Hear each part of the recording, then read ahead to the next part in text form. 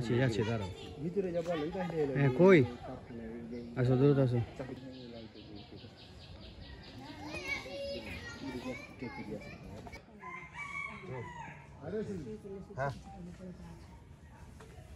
রাত 12:30টার দিকে বম ফুটেছে পাছে বিশাল আওয়াজ তো বিশাল আওয়াজ হলে তো বাড়ি ঘর ভাঙার কথা ছিল হিসাবে এখানে কিছু না যে ওই যে একটু গর্ত হয়ে আছে আর বাউন্ডারিটা ভেঙেছে এইটুকুই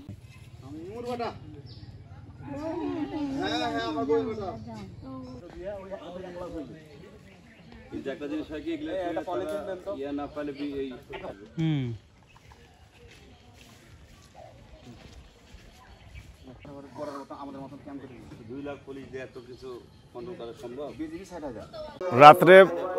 12:21 বা 23 একটা আওয়াজ পেলাম বাড়ি থেকে একটা আওয়াজ পাওয়ার পরে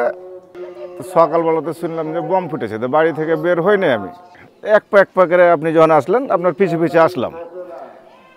আইসা দেখলাম যে এখানে একটা গর্ত রয়েছে আর একটা বাউন্ডারি পড়ে রয়েছে